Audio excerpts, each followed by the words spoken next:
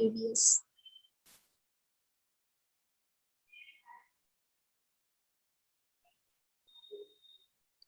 हाँ चलिए स्टार्ट करते हैं क्लास। हम जो डिस्कस कर रहे थे उसमें different type of atomic radius के बारे में हम डिस्कस कर रहे थे, जिसमें हमने टू टाइप्स के रेडियस देख लिए थे, वंडर वॉल रेडियस और कोवेलेंट रेडियस।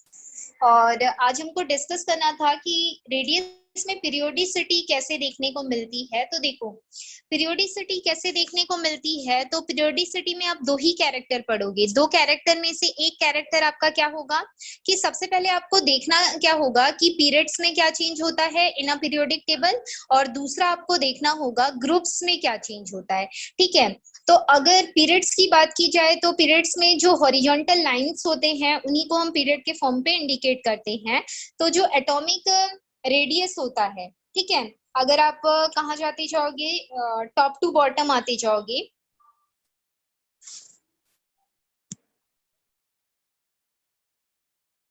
okay. तो पीरियड्स में अगर आप कहाँ जाते जा रहे हो, जैसे हमारे पास टोटल 7 पीरियड होते हैं, तो यहाँ पे आप कहाँ जाओगे, लेफ्ट टू राइट जाओगे। और ग्रुप्स की अगर बात करूँ तो ग्रुप्स में आप कहाँ आओगे, टॉप टू बॉटम आओगे। ठीक है, हर कैरेक्टर में अभी जो आप फिजिकल प्रॉपर्टी पढ़ोगे, जो आयनिक रेडियाई है या फिर एटॉमिक रेडियाइस है या फिर इलेक्ट्रॉन गेन एंथैल्पी है, आयोनाइजेशन एनर्जी है, इन सभी में अगर पीरियोडिसिटी की बात की जाएगी तो आपको दो चीजें ध्यान रखनी है। एक तो पीरियड्स में क्या चेंजेस होता है और दूसरा ग्रुप में क्या चेंजेस होता है। पीरियड में क्या चेंजेस होगा, पीरियड में हम लेफ्ट टू राइट जाएंगे, उस चेंजेस को आपको लिखना है, और ग्रुप्स में टॉप टू बॉटम हम आएंगे, उस चेंजेस को आपको लिखना है। ठीक है, तो अगर मैं बात करूं किसकी, एटॉमिक रेडियस की बात करूं, तो इन अ पीरियड पर्टिकुलर सेल पे क्या होता जाता है, नंबर ऑफ इलेक्ट्रॉन इंक्रीज होता जाता है। तो पर्टिकुलर सेल पे जैसे जैसे नंबर ऑफ इलेक्ट्रॉन बढ़ता जाएगा वैसे वैसे वो न्यूक्लियस के ज्यादा नजदीक आता जाएगा, और जो साइज होता है वो क्या होता जाएगा, कॉन्ट्रैक्ट होता जाएगा। मतलब जब हम लेफ्ट टू राइट जाते हैं इन अ पीरियड, तो जो हमारा एटॉमिक रेडियस होता है वो कैसा होता जाता है, डिक्रीज होता जाता है with the increase of atomic number. ठीक है, क्योंकि इसमें एटॉमिक नंबर पे पर्टिकुलर सेल पे जो नंबर ऑफ इलेक्ट्रॉन्स होते हैं वो क्या होते जाते हैं, बढ़ते जाते हैं, इस वजह से। ठीक है, और टॉप टू बॉटम की बात करूं, टॉप टू बॉटम की बात हम कहाँ पे करते हैं, ग्रुप्स में करते हैं। तो ग्रुप्स में अगर आप टॉप टू बॉटम की बात करोगे, तो जैसे देखो मेरा हाइड्रोजन है, इसके बाद मेरा क्या आ जाएगा, लिथियम आ जाएगा, देन मेरा सोडियम, फिर पोटेशियम, इसके बाद हमारा रुबिडियम आ जाता है, सीजियम आ जाता है, और क्या आ जाता है हमारा, फ्रेंसियम आ जाता है। ठीक है, सीएस होगा ये, फ्रेंसियम आ जाता है। ठीक है, तो यहाँ आप क्या आ रहे हो, टॉप टू बॉटम आ रही हो। टॉप टू बॉटम में ये फर्स्ट सेल होगा, इसमें 2 सेल होगा, इसमें 3 सेल, इसमें 4 सेल, इसमें 5, देन 6 और 7 सेल होंगे।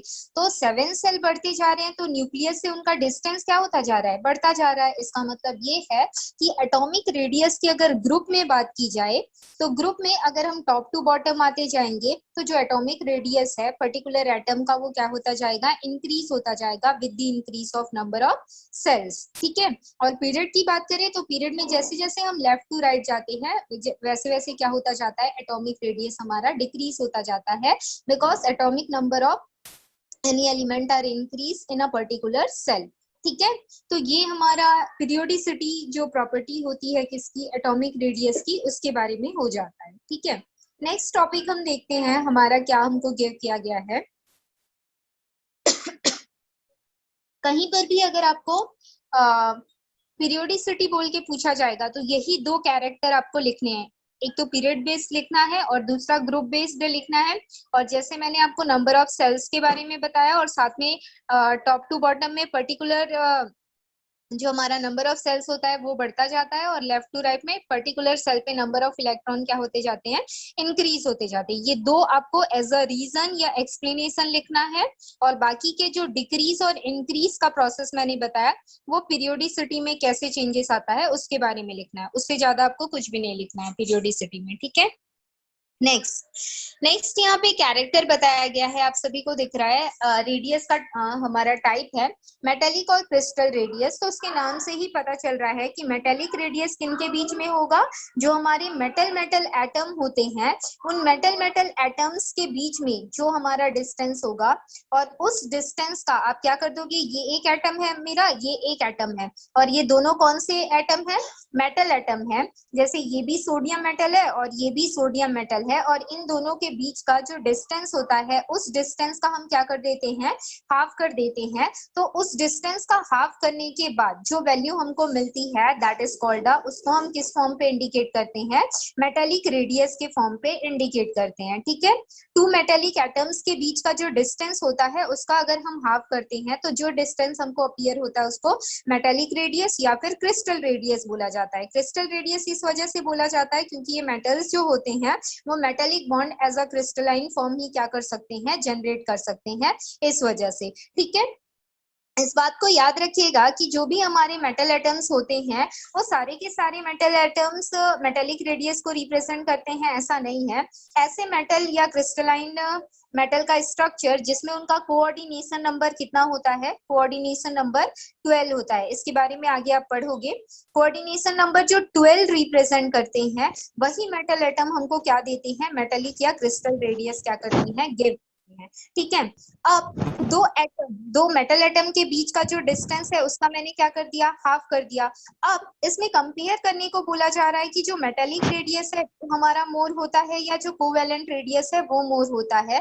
तो याद रखिएगा मेटेलिक रेडियस हमारा मोर होता है। मेटेलिक रेडियस के मोर होने का रीजन क्या है, देखिए कि मेरे पास मान लीजिए दो मेटल के पास एक डिस्टेंस गिव हुआ जिसको मैं इंटर न्यूक्लियर डिस्टेंस बोल रही हूँ। इंटर न्यूक्लियर डिस्टेंस क्यों बोला जा रहा है, क्योंकि ये एक एटम है और ये एक एटम है। तो इस एटम के न्यूक्लियस के बीच का जो डिस्टेंस होगा वो उस डिस्टेंस को हम क्या बोलेंगे, इंटर न्यूक्लियर। दो एटम के बीच का जो डिस्टेंस होगा उसको इंटर न्यूक्लियर डिस्टेंस बोलेंगे। ठीक है, ये जो डिस्टेंस होता है ये काफी बोला जाए मेटेलिक बॉन्ड का जो डिस्टेंस होता है या ये जो बॉन्ड होता है, बॉन्डिंग होता है मेटल मेटल के बीच का, ये काफी वीक होता है। ठीक है, अब काफी वीक है इसका मतलब है कि देखो अगर स्ट्रॉन्गर बॉन्ड होता है तो वो दोनों आपस में ही उसको क्या करेंगे, काफी ये अपने साइड उसको अट्रैक्ट करेगा, ये अपने साइड उसको अट्रैक्ट करेगा।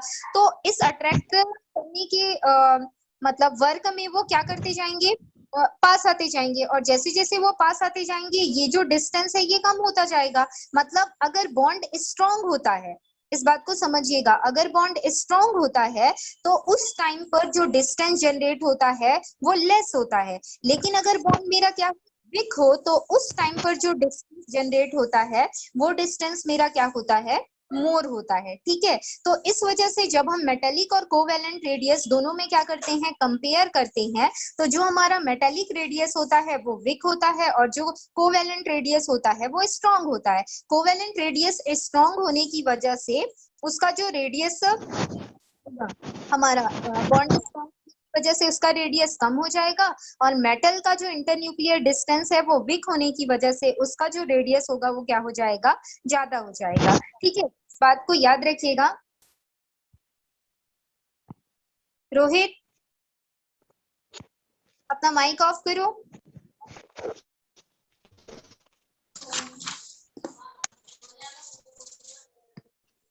रोहित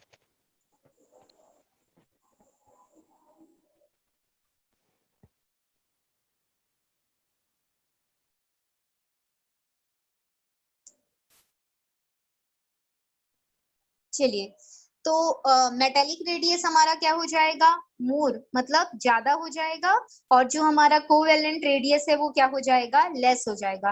कोवेलेंट बॉन्ड क्या होता है, काफी स्ट्रांग होता है जिसकी वजह से उसका रेडियस कम होता है, और मेटेलिक जो बॉन्ड होते हैं जिनको हम इंटर न्यूक्लियर डिस्टेंस के फॉर्म पे यहाँ पे इंडिकेट करते हैं वो वीक होता है, और वीक होने की वजह से उसका रेडियस ज्यादा होता है। ठीक है, तो अगर पूछा जाएगा कि मेटेलिक रेडियस बड़ा होता है या कोवेलेंट रेडियस बड़ा होता है तो कौन सा रेडियस बड़ा होगा, मेटेलिक रेडियस बड़ा होगा। ठीक है, metallic radius metal metal atom के बीच में जो इंटरन्यूक्लियर डिस्टेंस होता है उसका हाफ हम कर देते हैं तो हमको क्या मिल जाता है, मेटेलिक रेडियस मिल जाता है। ठीक है, इसके बाद एज अ एग्जांपल इसमें बताया गया है, देखिए एग्जांपल तो आपसे नहीं पूछा जाएगा, ओनली डिफाइन पूछा जाएगा, तो डिफाइन को अच्छे से पढ़िएगा। एग्जांपल फिर भी देख लेते हैं। यहाँ पे सोडियम मेटल एटम का देखो इंटरन्यूक्लियर डिस्टेंस बताया गया है, मतलब दो सोडियम एटम के बीच का जो डिस्टेंस है वो कितना आया है, 3.72 आया है। अब मुझे इसको हाफ करना है, मतलब इस 3.72 को मैं किससे डिवाइड कर दूं, 2 से डिवाइड कर दूं, तो उसके बाद मुझे जो वैल्यू मिलती है वो कितनी होती है, 1.86 एंगस्ट्रॉन्ग होती है। देखो एंगस्ट्रॉन्ग में है तो 1.86 वैल्यू बताई गई है, और पीएम मतलब पिकोमीटर में है तो कितना हो जाएगा, 186 पिकोमीटर हो जाएगा। यूनिट को याद रखिएगा, पता नहीं।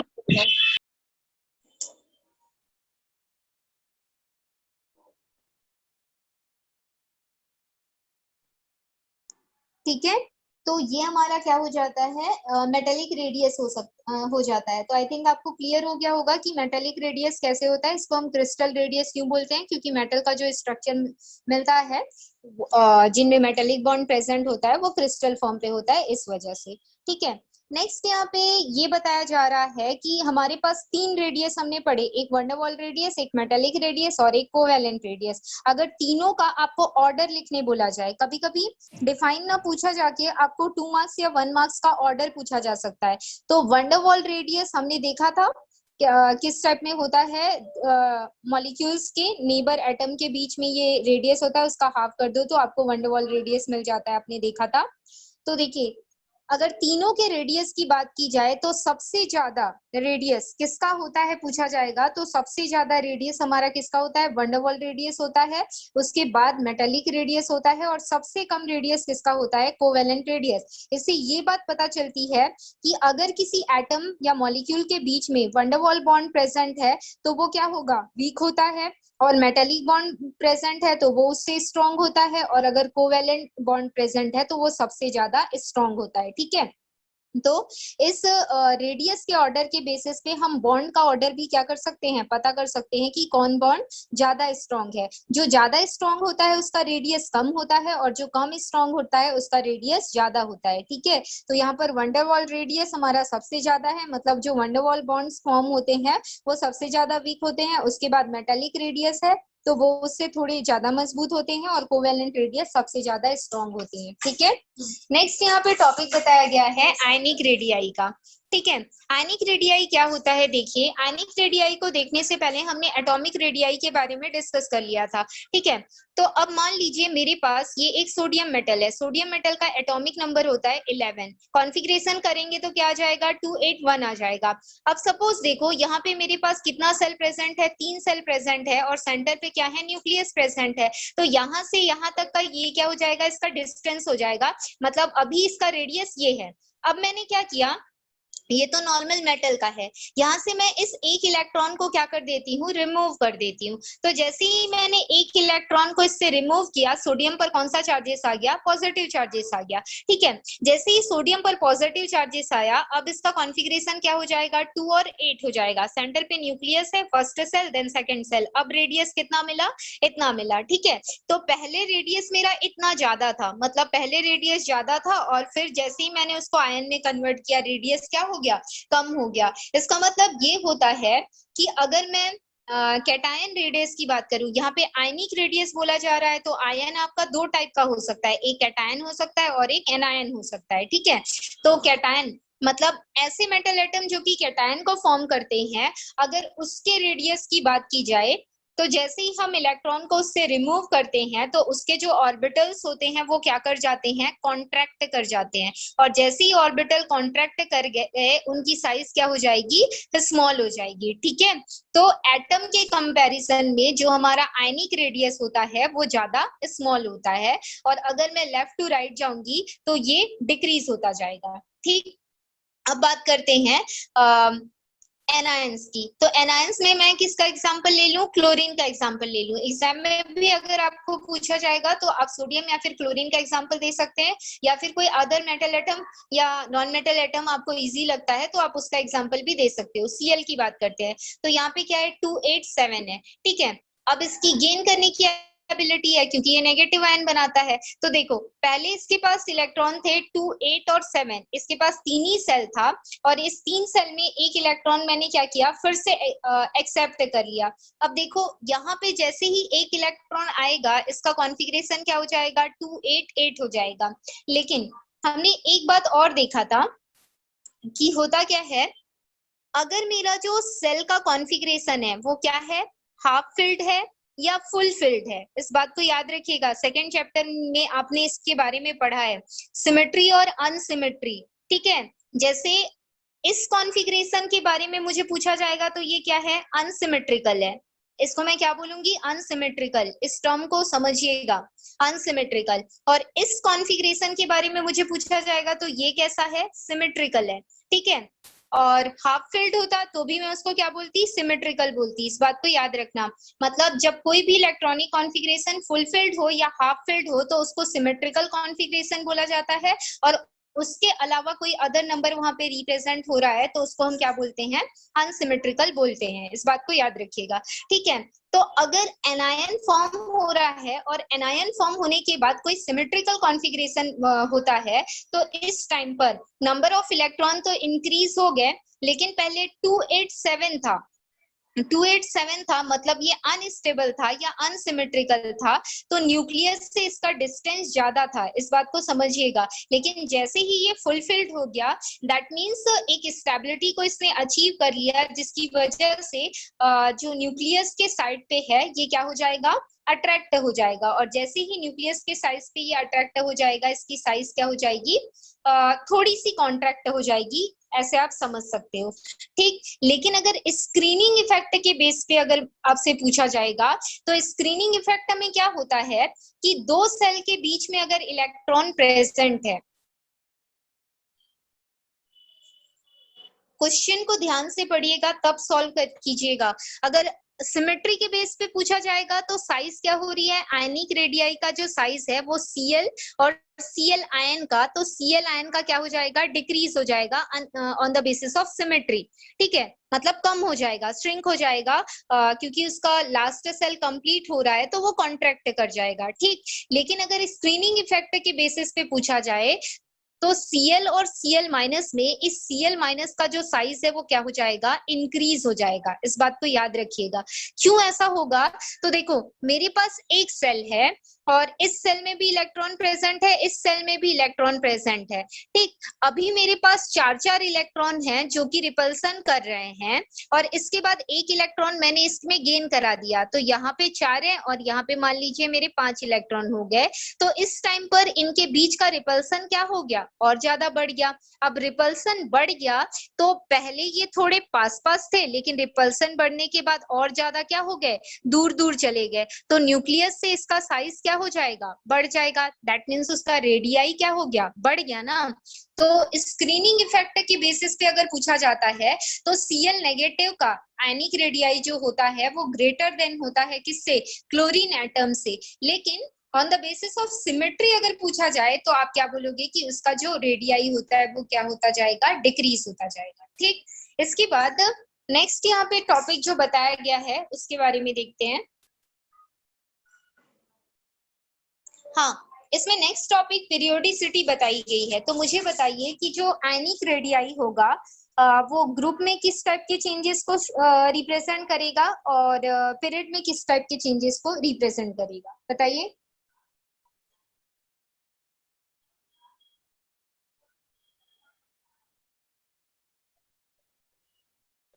मैम अगर वो ग्रुप में आएगा तो, अगर वो ऊपर से नीचे आएगा तो इंक्रीज होगा, हाँ और लेफ्ट टू राइट जाएगा तो डिक्रीज होगा। हाँ ठीक है, ग्रुप में आप क्या, लेफ्ट टू राइट जाएगा तो डिक्रीज होगा, टॉप टू बॉटम आएगा तो इंक्रीज होगा। ठीक है, चलिए एक और यहाँ पे टर्म आया है आइसो इलेक्ट्रॉनिक स्पीसीज। ये क्या होते हैं, ये आपने प्रीवियस क्लासेस में पढ़ा है, बताइए मुझे आइसो इलेक्ट्रॉनिक स्पीसीज क्या होता है। मैम जिनका इलेक्ट्रॉन का नंबर सेम होता है। हाँ ठीक है, इलेक्ट्रॉन का नंबर सेम है। अगर आपको एग्जांपल दिया जाए किसका, जैसे सपोज मान लीजिए आपको कार्बन का, नाइट्रोजन का और ऑक्सीजन का, ठीक है, 3 एलिमेंट दिया जाता है। तो इन तीनों एलिमेंट में सबसे पहले आप मुझे नंबर ऑफ इलेक्ट्रॉन बताओ, ये आइसो इलेक्ट्रॉनिक स्पीसीज कब होगा?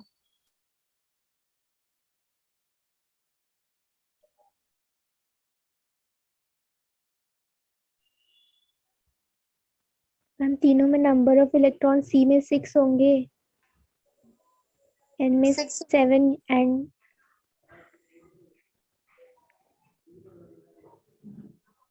किस बेसिस पे? Ma'am number of proton number of electron के इक्वल रहते हैं। हाँ, तो एटॉमिक नंबर देखो, कार्बन का कितना है? 6 है, नाइट्रोजन का 7 है और ऑक्सीजन का 8 है, ठीक है। अब एटॉमिक नंबर के बेसिस पे कार्बन के पास 6 इलेक्ट्रॉन है और जो हमारा नाइट्रोजन है उसके पास 7 इलेक्ट्रॉन है और ऑक्सीजन है उसके पास 8 इलेक्ट्रॉन है। अब मुझे इसको कन्वर्ट करना है आइसो इलेक्ट्रॉनिक स्पीसीज में, तो मैं इसको कैसे कन्वर्ट करूंगी?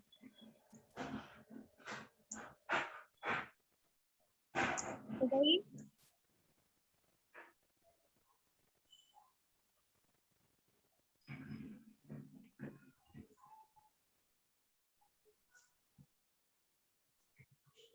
मैंने ये पूछा आपसे कि देखो, कार्बन है, नाइट्रोजन है और ऑक्सीजन है, ठीक है। इसका एटॉमिक नंबर 6 है, इसका 7 है और इसका 8 है। अभी ये आइसो इलेक्ट्रॉनिक स्पीसीज है क्या? बताओ।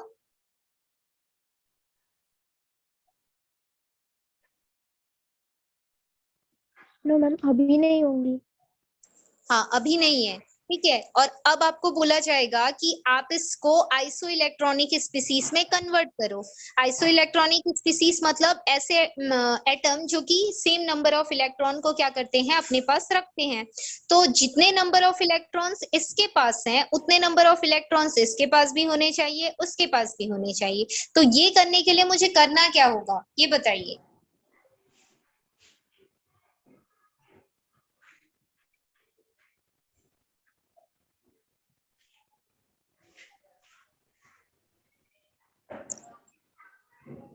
हम उसका कि नाइट्रोजन है, कॉन्फ़िगरेशन हाँ देखो, इसकी वैलेंसी आपको निकालनी होगी, ठीक है। जब आप इसकी वैलेंसी निकालोगे तो कार्बन आपका आ जाएगा, नाइट्रोजन आ जाएगा, ऑक्सीजन आ जाएगा।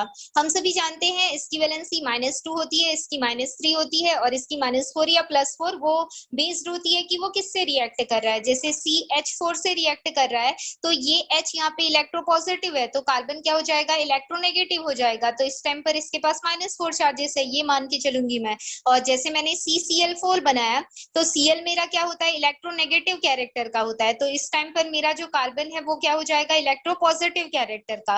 तो मैं कार्बन का +4 चार्जेस लूंगी, ठीक है। इस बात को याद रखना। कार्बन का कंडीशन होता है टाई कंडीशन जिसको बोला जाता है, जिसमें कभी वो प्लस वैलेंसी को शो करता है और कभी वो नेगेटिव जो वैलेंसीज होती हैं उसको रिप्रेजेंट करता है, ठीक है।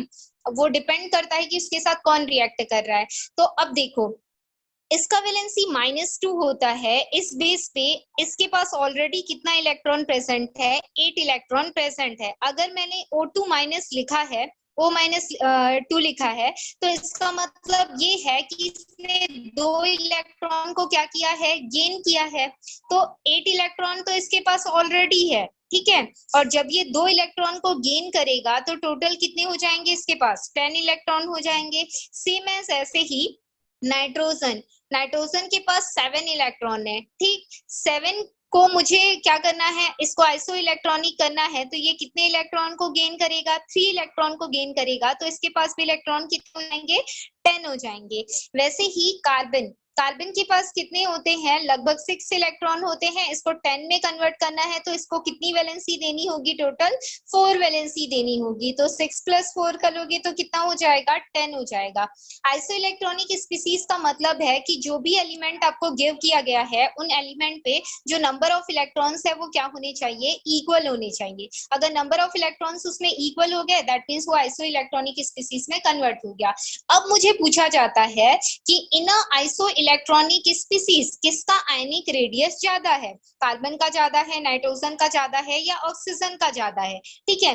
ये पूछा जाता है। तो याद रखिएगा इनका जो रेशियो होता है उसमें मुझे एक पीरियोडिसिटी देखने को मिलती है, बट अगर इनके रेडियस की बात की जाए तो उसमें कोई पीरियोडिसिटी देखने को नहीं मिलती। पीरियोडिसिटी का मतलब क्या है कि अल्टरनेटिवली चेंज देखने को मिलना चाहिए, या तो बढ़ना चाहिए या तो घटना चाहिए, लेकिन ऐसा नहीं होता है। ऐसे एलिमेंट जिनको हम आइसो इलेक्ट्रॉनिक स्पीसीज के फॉर्म पे इंडिकेट करते हैं, उनका अगर रेडियस देखा जाएगा तो उनमें पीरियोडिसिटी देखने को नहीं मिलती है। जैसे इसका रेडियस कितना है, 2.60 है, फिर इसका रेडियस हमारा कितना हो गया, 1.71 हो गया। उसके बाद ऑक्सीजन का कितना आ गया, 0.40 आ गया। फिर फ्लोरीन का कितना आ गया, 1.30 आ गया। मतलब पहले तो ये सबसे ज्यादा था, फिर थोड़ा कम हुआ, फिर थोड़ा कम हुआ, लेकिन उसके बाद वाला क्या हो गया, फिर बढ़ गया। ठीक है, उसके बाद वाला कम हुआ, उसके बाद वाला और कम होता गया, लेकिन एक पीरियोडिक ऑर्डर हमको देखने को नहीं मिलता। किसकी वजह से, फ्लोरीन की वजह से।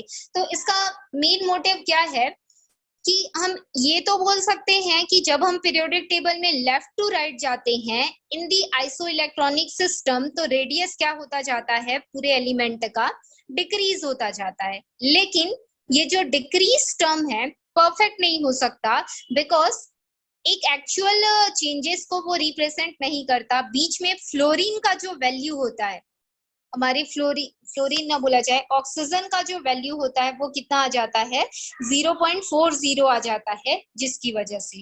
ठीक है, तो अगर नॉर्मली पूछा जाता है कि आइसो इलेक्ट्रॉनिक स्पीसीज में क्या चेंजेस होते हैं, एलिमेंट गिव नहीं किया गया है, तो आप ये बताओगे कि आइसो इलेक्ट्रॉनिक स्पीसीज में जो आयनिक रेडियस होता है वो लेफ्ट टू राइट जाने पर क्या होता जाता है, डिक्रीज होता जाता है। लेकिन पर्टिकुलर एटम के बेसिस पे अगर पूछा जाएगा तो एटम के बेसिस पे आपको लिखना होगा कि वो एक पीरियोडिक प्रॉपर्टी को रिप्रेजेंट नहीं करता है, क्योंकि बीच में ऑक्सीजन 0.40 जो रेडियस है उसको रिप्रेजेंट करता है in the form of angstrom. ठीक है, तो ऑक्सीजन को याद रखिएगा, आपको इसका ऑर्डर बनाने के लिए पूछा जा सकता है। बट नॉर्मली अगर पूछा जाता है कि आइसो इलेक्ट्रॉनिक स्पीसीज में जो आयनिक रेडियस है वो कैसा होता जाता है, अगर लेफ्ट टू राइट जाते हैं तो आयनिक रेडियस क्या होता जाता है, डिक्रीज होता जाता है। ठीक है, और टॉप टू बॉटम में क्या होगा, टॉप टू बॉटम में इंक्रीज होता जाएगा। ये सेम एज पीरियोडिसिटी के जैसा ही है। नेक्स्ट टॉपिक यहाँ पे बताया गया है हमारा, नेक्स्ट टॉपिक है आपका आयोनाइजेशन एंथैल्पी, और इसी को हम आयोनाइजेशन एनर्जी या आयोनाइजेशन पोटेंशियल के फॉर्म पे इंडिकेट करते हैं। आयोनाइजेशन एंथैल्पी उसको बोला जाता है जब भी कोई हमारा एटम क्या करता है, उसको तो पहले उससे इलेक्ट्रॉन को रिमूव करना है, मतलब उसको आयोनाइज्ड करना है, और उसको आयोनाइज्ड करने के लिए हम जितने अमाउंट ऑफ हीट उसको क्या कर रहे हैं, प्रोवाइड कर रहे हैं। ठीक है, उसको हम क्या बोलेंगे, आयोनाइजेशन एंथैल्पी बोलेंगे। एंथैल्पी का मतलब है हीट, और हम आयोनाइजेशन किसका करा रहे हैं, जो भी एटम हमको गिव किया गया है उस एटम का हम आयोनाइजेशन करा रहे हैं। ठीक है, तो उस एटम का आयोनाइजेशन कराने के लिए जितने अमाउंट ऑफ हीट की रिक्वायरमेंट होती है उसको हम आयोनाइजेशन एंथैल्पी या फिर आयोनाइजेशन एनर्जी या फिर आयोनाइजेशन पोटेंशियल के फॉर्म पे क्या करते हैं, इंडिकेट करते हैं। ठीक है, अब इस आयोनाइजेशन के प्रोसेस में हम करते क्या हैं, जो भी एटम उस स्ट्रक्चर से क्या होता है, हेल्ड होता है, या कोई भी इलेक्ट्रॉन क्या होता है उस मेटल एटम के स्ट्रक्चर से हेल्ड होता है, उसमें से एक इलेक्ट्रॉन को आप लूज करते हो, मतलब आप उस एक इलेक्ट्रॉन को वहां से रिलीज कर रहे हो आयोनाइजेशन प्रोसेस के लिए। रिलीज क्यों कर रहे हैं, because in the ionization process आपको एक नॉर्मल एटम दिया जाएगा। अब वो नॉर्मल एटम इलेक्ट्रॉन को गेन करेगा तो वो अलग होगा, जिसको हम इलेक्ट्रॉन गेन एंथैल्पी बोलते हैं। लेकिन यहाँ पे क्या बोल रहा है, आयोनाइजेशन एंथैल्पी, मतलब आपको उसको आयोनाइज करना है। इस बात को समझना, गेन और आयोनाइजेशन। आयोनाइजेशन में हम इलेक्ट्रॉन को क्या कर रहे हैं, रिमूव कर रहे हैं, उसमें भी आयन बनेगा, लेकिन गेन करने से भी आयन बनता है, लेकिन उसको आयोनाइजेशन ना बोल के इलेक्ट्रॉन गेन एंथैल्पी बोला जाता है। ठीक है, तो आयोनाइजेशन एंथैल्पी कहीं पे बोला जा रहा है, मतलब जो भी एटम मुझे गिव किया गया है उसमें से एक इलेक्ट्रॉन को मुझे रिमूव करना है, और उस उस एक इलेक्ट्रॉन को रिमूव करने के लिए मुझे पहले एटम के फिजिकल स्ट्रक्चर में क्या करना होगा, चेंजेस करना होगा। जितने भी हमारे मेटल एटम होते हैं वो सॉलिड स्टेट में एग्जिस्ट करते हैं, तो सबसे पहले उसके सॉलिड स्टेट को मुझे गैसियस स्टेट में कन्वर्ट करना है। जैसे ही गैसियस स्टेट में कन्वर्ट हो जाता है एटम, तो उस एटम के स्ट्रक्चर पे प्रेजेंट जो इलेक्ट्रॉन्स होते हैं वो लूजली हेल्ड हो जाते हैं। जैसे ही वो लूजली हेल्ड हो जाएंगे, उसके स्ट्रक्चर से उस इलेक्ट्रॉन को निकालना क्या हो जाता है, इजी हो जाता है। इस वजह से पहले उसके फिजिकल स्टेट में हम क्या करते हैं, चेंजेस करते हैं। ठीक है, तो एटम के फिजिकल स्टेट में चेंजेस करने के लिए जितने अमाउंट ऑफ हीट की रिक्वायरमेंट हो रही है उतने अमाउंट ऑफ हीट को ही हम क्या बोलते हैं, आयोनाइजेशन एंथैल्पी बोलते हैं। क्योंकि फिजिकल स्टेट में चेंजेस हुआ और जैसे ही वो गैसियस स्टेट में आया, जो हमारे इलेक्ट्रॉन्स थे उसका न्यूक्लियस से डिस्टेंस बढ़ा और एक इलेक्ट्रॉन हम वहां से क्या कर लेंगे, निकाल लेंगे। ठीक है, तो किसी भी मेटल एटम से, in a neutral isolated gaseous atom से अगर हम किसी इलेक्ट्रॉन को निकाल रहे हैं तो उसके लिए जितने अमाउंट ऑफ हीट की रिक्वायरमेंट होती है उसको हम आयोनाइजेशन एंथैल्पी या आयोनाइजेशन एनर्जी के फॉर्म पे क्या करते हैं, इंडिकेट करते हैं। ठीक है, अब ऐसा एग्जांपल यहाँ पे बताया गया है कि जैसे एक मेटल एटम मैंने लिया, ये एक मेटल एटम मेरा क्या है, सोडियम है। ठीक है, सोडियम, इसको मैंने किसमें कन्वर्ट किया, गैसियस स्टेट में कन्वर्ट किया। और गैसियस स्टेट में कन्वर्ट करने के बाद जब मैं इसमें से एक इलेक्ट्रॉन को रिमूव कर देती हूँ तो सोडियम पे कौन सा चार्ज आ जाता है, पॉजिटिव चार्ज आ जाता है। अब ये एक इलेक्ट्रॉन रिमूव हो गया। ठीक है, तो इस एक इलेक्ट्रॉन को रिमूव करने के लिए जितने अमाउंट ऑफ हीट की रिक्वायरमेंट हुई उसको क्या बोला जाता है, आयोनाइजेशन एनर्जी या आयोनाइजेशन एंथैल्पी बोला जाता है। अब इस सोडियम प्लस में से, ये मेरा क्या है, Na प्लस है, और इसी के गैसियस स्टेट में से एक इलेक्ट्रॉन को फिर से मैं रिमूव कर दूंगी तो ये मेरा क्या बन जाएगा, सोडियम 2 प्लस बन जाएगा। ठीक है, तो इस सेकेंड इलेक्ट्रॉन को रिमूव करने के लिए मुझे जितने हीट की रिक्वायरमेंट हुई है उसको मैं किससे रिप्रेजेंट करूंगी, जैसे ये फर्स्ट इलेक्ट्रॉन है तो इसको IE1 से रिप्रेजेंट करो और सेकेंड इलेक्ट्रॉन को किससे, IE2 से, जिसमें IE किसको बता रहा है, आयोनाइजेशन एंथैल्पी या आयोनाइजेशन एनर्जी को बता रहा है। ठीक है, तो किसी भी न्यूट्रल आइसोलेटेड गैसियस एटम से इलेक्ट्रॉन को रिमूव करने के लिए जितने हीट की रिक्वायरमेंट होती है उसको आयोनाइजेशन एंथैल्पी, एनर्जी या पोटेंशियल बोला जाता है। और इस आयोनाइजेशन एनर्जी या एंथैल्पी को रिप्रेजेंट किया जाता है IE से या डेल H से। H हमारा क्या है, हीट है, और डेल किसको बता रहा है, चेंज को बताता है। ठीक है, जब कोई लार्ज चेंज होता है तो उसको इससे रिप्रेजेंट किया जाता है, डेल से, और स्मॉल चेंजेस के लिए ये सिंबल हम यूज करते हैं। ये बात आपको पता होगी, फिजिक्स में आपने पढ़ा होगा। ठीक है, नेक्स्ट यहाँ पे बताया जा रहा है आयोनाइजेशन एंथैल्पी की यूनिट। तो यूनिट किसमें होती है, ये जो हीट निकल रही है यहाँ पे डेल H1 या IE1 या IE2 के फॉर्म पे जो एनर्जी निकलेगी उसके लिए एक यूनिट हम यूज करते हैं for ionization enthalpy, that is a kilojoule per mole. क्या बोला मैंने, किलो जूल पर मोल। ठीक है, 1 किलो जूल पर मोल जो होता है हमारा वैल्यू, उसको हम इलेक्ट्रॉन वोल्ट से कंपेयर करते हुए बताते हैं। तो ये वैल्यू भी आपको पता होनी चाहिए। जैसे पर एटम अगर एक इलेक्ट्रॉन रिमूव होता है, ठीक है, एक एटम से एक इलेक्ट्रॉन रिमूव होता है तो उसके लिए आयोनाइजेशन पोटेंशियल कितना होगा, आपसे पूछा जाएगा। तो 1 इलेक्ट्रॉन वोल्ट की अगर बात की जाए, एक इलेक्ट्रॉन के निकलने पर जो एनर्जी निकल रही है उसकी बात की जाए, तो 1 electron volt is equal in a joule form कितना होता है, 96,472 जूल पर मोल होता है। ठीक है, और इसी को अगर किलो जूल में पूछा जाएगा तो क्या हो जाएगा, 96.472 किलो जूल पर मोल हो जाएगा।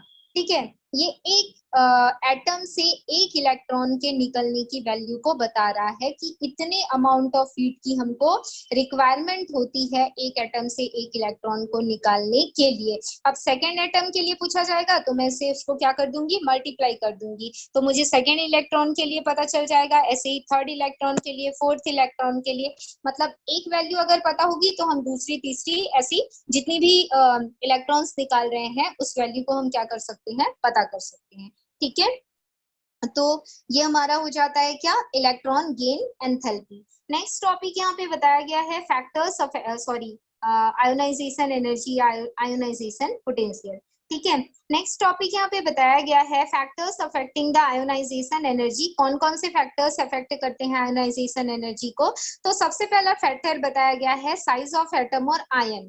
ठीक है, तो इसको भी एग्जाम्पल के थ्रू ही समझिएगा। जैसे इस फैक्टर्स में, जैसे एग्जाम्पल एग्जाम में अगर पूछा जाएगा तो कोई 3 फैक्टर आप लिखेंगे, जैसे साइज ऑफ एटम हो गया, न्यूक्लियर चार्ज हो गया, या शेप ऑफ ऑर्बिटल्स हो गया, और इसको 1 लाइन के फॉर्म पे आप क्या करते जाओगे, डेराइव करते जाओगे, या फिर कोई एग्जाम्पल दे के भी आप इसको डेराइव कर सकते हो, क्योंकि इतनी सारी थ्योरी आपको लिखने की जरूरत नहीं है। ठीक, अब यहाँ पे आपके पास क्या है, लिथियम 3 है। मैं साइज ऑफ एटम के बारे में बता रही हूँ। लिथियम 3 है और इसके बाद आपके पास सोडियम 11 है। कॉन्फ़िगरेशन करोगे तो क्या हो जाएगा, ये 1s2 हो जाएगा, ये 2s1 हो जाएगा। इसका कॉन्फ़िगरेशन करोगे तो क्या आएगा, 1s2, इसका 2s2, और फिर आपका 2p6 आएगा, और फिर 3s1 आ जाएगा। अब देखो, इसमें 3s1 है और इसमें 2s1 है लास्ट सेल पे। ठीक, अब इस लास्ट सेल से मुझे एक एक इलेक्ट्रॉन को क्या करना है, निकालना है। तो कौन न्यूक्लियस के ज्यादा नजदीक होगा, जो 2s वाला है वो न्यूक्लियस के ज्यादा नजदीक होगा, और जो 3s वाला है वो न्यूक्लियस से थोड़ा ज्यादा डिस्टेंस में होगा। अगर ये न्यूक्लियस से थोड़ा ज्यादा